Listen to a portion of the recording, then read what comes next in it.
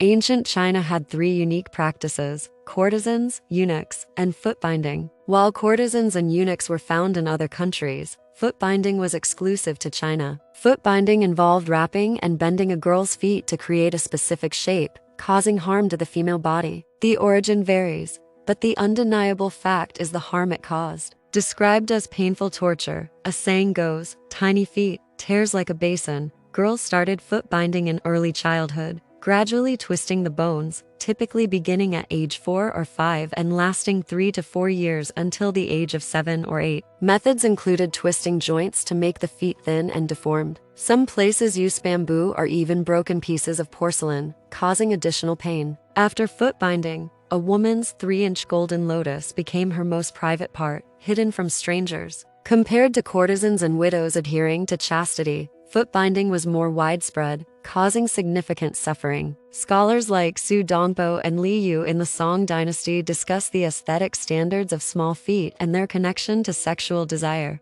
At that time, men took pleasure in women's small feet, even more than their beauty. They competed not in the beauty of their wives but in whose concubine had smaller feet. Bed curtains in China were designed for women to sit up easily with their small feet. This also aligned with the ancient desire of men to confine women within a small space as their possessions, limiting their autonomy. In the Ming and Qing dynasties, during the peak of political centralization, foot binding culture flourished, extending beyond mere cultural practices. It became a symbol of beauty, with everyone from queens to low-ranking palace servants binding their feet. It was also used as a means of punishing lower-class people. Men were forbidden from studying, and women were prohibited from binding their feet. This period linked foot binding with politics, associating it with nobility. Beauty standards judged women's attractiveness based on foot binding, and those who didn't bind their feet faced discrimination. In the Qing dynasty, foot binding requirements were extremely strict, promoting the 3-inch golden lotus ideal. Some women's feet were less than 3 inches, believed to be more attractive. This trend influenced men's standards for their partners, favoring small and delicate feet.